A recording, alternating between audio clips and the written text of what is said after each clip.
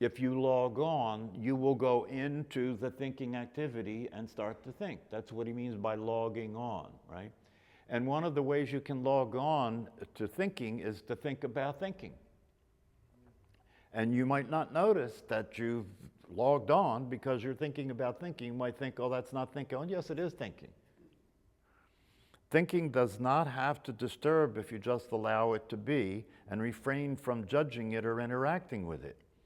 Another way of explaining allowing is relaxing. Instead of trying to work with the mind, take the body and make sure the shoulders are soft, make sure the neck is upright but soft, and the arms are soft, and the chest and belly are soft.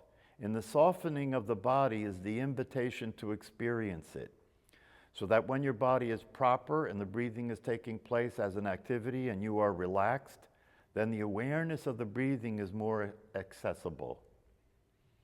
You are leaning into the physical feeling of the breathing activity. Thinking is going to disrupt that contact, but reacting to thinking is a mistake. You have to be prepared to allow the thinking to be as neurotic and distracting as it needs to be. There is no problem with the thinking activity except in wanting it to be other than the way it is.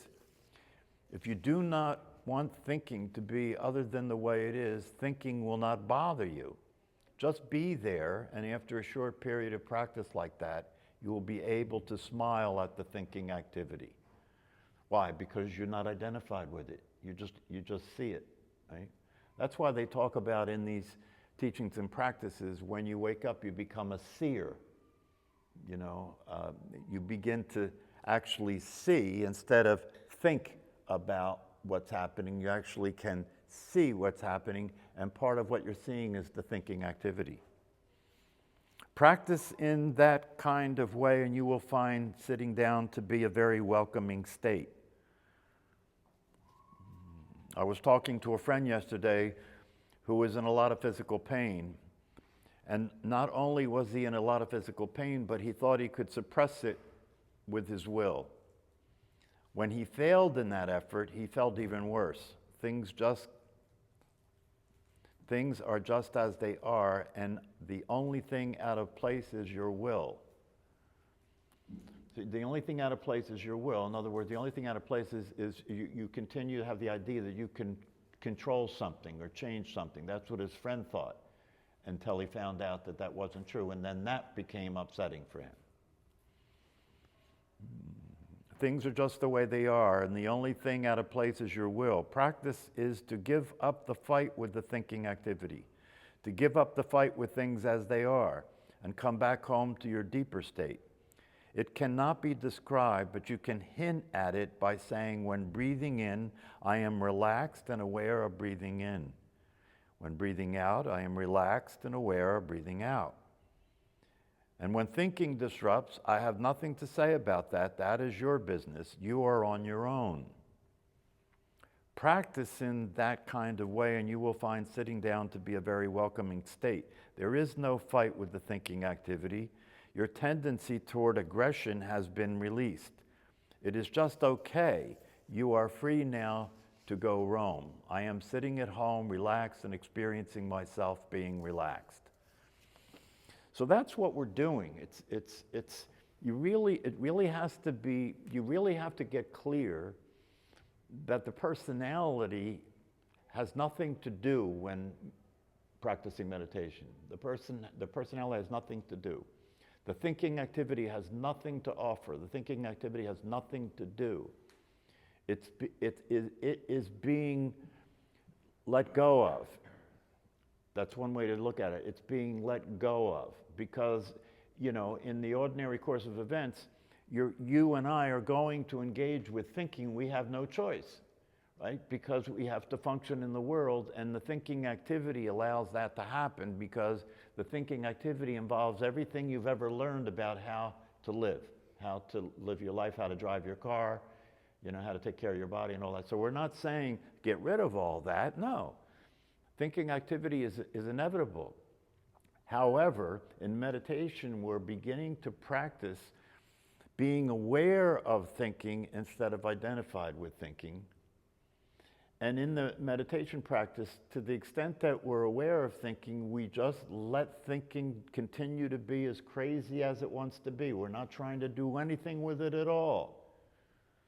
Thinking is neurotic. It is inherently neurotic. So we're not trying to do anything with it at all. We're just trying to relax. And when you're aware of thinking, just like relax, and when you're aware of any sound that occurs outside the room, right? Don't log into it. Don't start listening to it. It's like when we're upstairs on Sunday mornings, right? And we have that music coming from the spin class, right? And if you're practicing meditation correctly, that music will have no effect on you. It'll be there. You'll be aware that it's there, but you're not listening to it. You're only aware of it. That's the difference. You're not listening to it. You're only aware of it. And if through practicing meditation, right, you get the hang of the practice, the idea is that you are getting initiated into the experience of experiencing being aware of your awareness. And looking from that aware awareness at what's happening. That's called seeing. Looking from that aware awareness at what's happening. So that you can use that looking from aware awareness at what's happening, right, to stop getting involved with insanity. Because when your thoughts are irrational and unrealistic and reactive, that's being involved with insanity, right?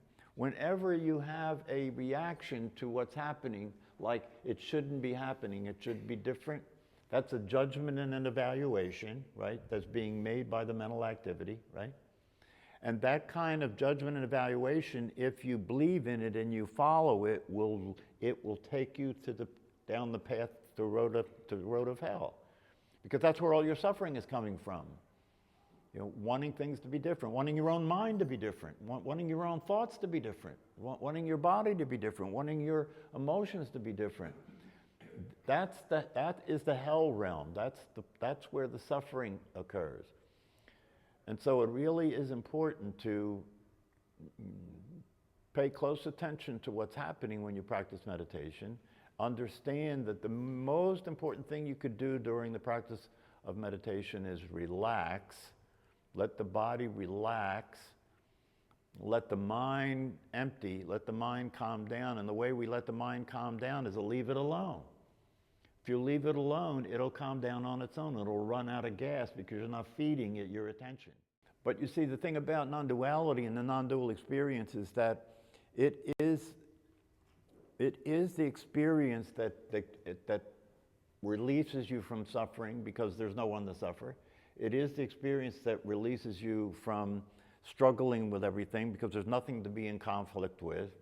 Everything is happening as it is. It's perfect all the time. Right? There's no problem. There's never a problem. Right? But even though that's the case, that's a state of being. That's a state of being. But even though that's the case and you can experience that state of being and you can cultivate that state of being, we live in a dualistic world. So to ride this bike, right, to be able to experience a non-dual reality in a dualistic world is like riding a bike, right? To ride a bike, you have to discover your ability to be balanced, right? The same thing is true here. You have to discover your ability to balance. Yes, I can be in a state of being while I am involved in a dualistic world, functioning in a dualistic world, understanding that it's a dualistic world, right? But I am not part of that dualistic world when I'm in a state of being. When I'm in a state of being, right, I am the emptiness that everything that exists in. Emptiness is form and form is emptiness. When I'm in a state of being, I am the emptiness that everything that's appearing is appearing in. That's non-duality, right? And in that state of being, there is no suffering. In that state of being, there is no problem. In that state of being, you're just allowing everything to happen as it's happening, and you're experiencing freedom from whatever it is that's happening, freedom from the circumstances that are occurring in the sense that those circumstances are not happening to you, the state of being. They may be happening to the body, right? They may be occurring in the mind, right? But all that can be experienced in a state of being without it having any effect. And this is what we're up to. This is why meditation is the practice that is so critical here, because everything that we're talking about that you can understand conceptually makes no difference until you can experience that which we are talking about conceptually. And it gets more interesting when you look at it from the standpoint that you are already experiencing it, right? So it's not like anything is going to change. No, that's why we're saying relax. Relax, let yourself relax into that state of being. This is meditation. Let the body be relaxed and the mind calm enough that you can be in a state of being instead of in the form of a physical body or in a thought process. That's what the practice is. So when you sit down to practice, you should sit down, and each time you practice, you should sit down and take a few moments to just be aware of the body and let go as much as you can, while maintaining a posture that allows the energy to flow freely through the body.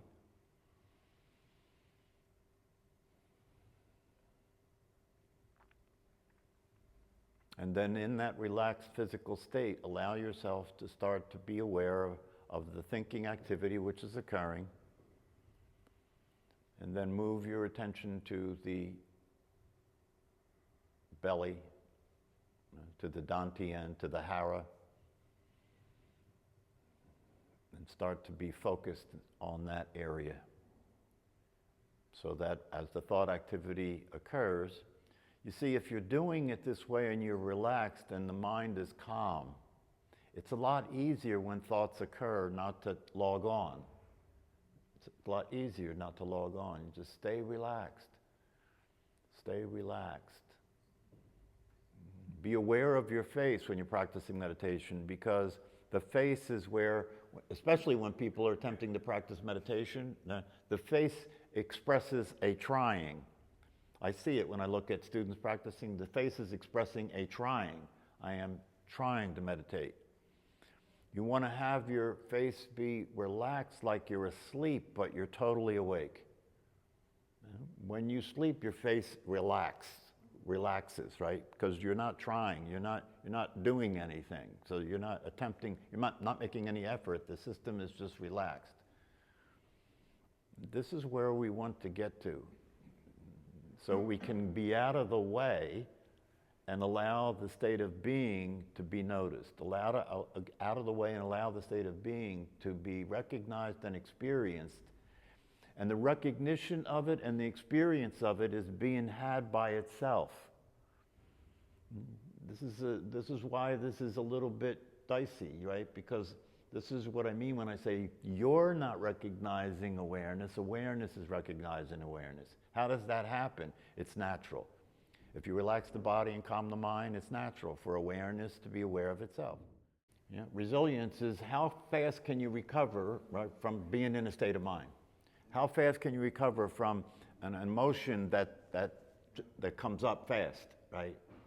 This is part of the practice of meditation should involve applying the practice to your everyday life, in the sense that you want to be practicing noticing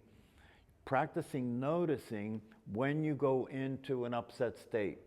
Practicing noticing when your energy flares up, right? Practicing noticing when you go into a state in your mind where you're struggling, with something that you don't like, something that is painful, or something that you don't like, something that it shouldn't be happening the way it's happening. And when you notice that, if you practice noticing that, when you notice that, you can go into a state of being about it. And when you notice that, you can start looking at it instead of being it. You can start looking at it instead of identifying with it. And that'll make a difference. The way you'll know you're doing this is in your relationships. That's where it'll show up, right? Because in your relationships is where, when you get triggered, if you identify with being triggered and you react and you come from there and you speak from there and you act from there, you have conflict, you have fights, you have suffering, you withdraw from people, or you confront people, or you try and figure out what to do about it, right? How am I going to deal with this person? You know, how am I going to deal with this person? It could be your husband, it could be your wife, it could be your father and mother, it could be your children. Those are the places where you can see a difference when you're practicing meditation, because you're now more awake and you can see yourself going into a state of mind that is going to be dysfunctional, that is going to be neurotic, and is going to cause trouble. And when you're in that state of mind and you behave from there, you stimulate other people's minds. And then they start coming from that same survival operation. And then you're head to head. Yeah, it's wonderful if you're fortunate enough to have your partner or your wife involved in this practice and these understandings, right? However, while that's the case, right, it's also just as powerful to have somebody in your life, or to have a mother or father or children or brothers or sisters that know nothing about this, right? Because then they become your teachers. They become the person that the way you're being with them is a clear indication of whether you are succeeding and getting free from your own mind, the way you're being with them. And the way that it occurs is that love starts to appear. And what do I mean by that? I mean that you begin to understand that when I'm experiencing my true nature, when I'm being what I really am, I don't need anything. I don't need you to do anything for me. I don't need anything, right? I'm not needy. You know, you hear people talk about, well, you're not meeting my needs, right? That's an ego. That's an ego identity. When you're experiencing your true nature, you don't need anything. That makes you available to give, because the attention's not on this anymore, it's on that now.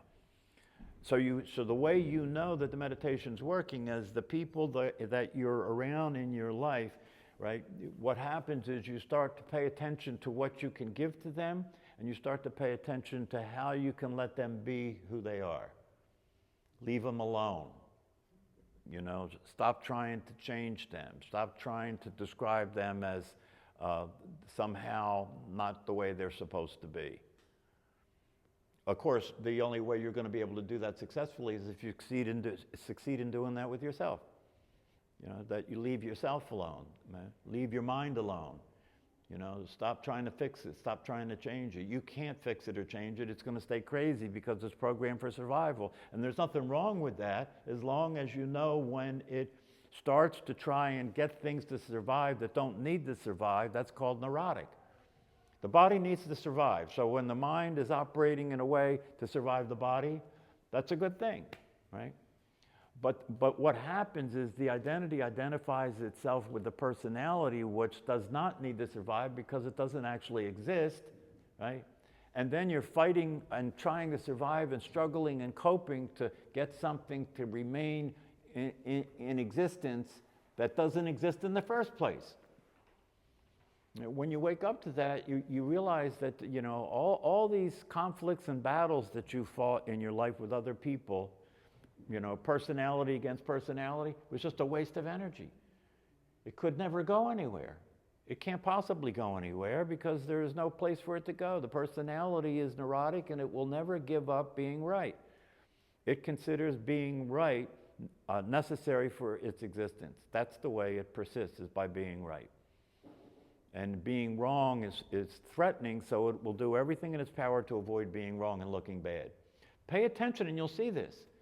Pay attention and you'll see this, especially with people you're close to. You know, pay attention and you'll notice if they say something that gets interpreted by you that says that you're not okay, and they're right about that you're not okay, watch what happens in your mind. Right?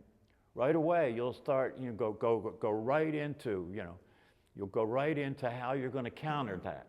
You have to counter that. You can't just let that go. You have to counter that because that's threatening, and you have to put them in their place. You have to let them know that they can't do that with you. This is the reason the whole world is in the toilet, because that's the game that everybody's playing, you know, one-upmanship, you know, who's dominating and who's voiding domination. You know, that's the story of the humankind.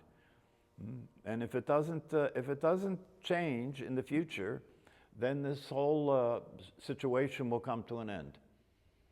And then we'll find out what happened before the Big Bang.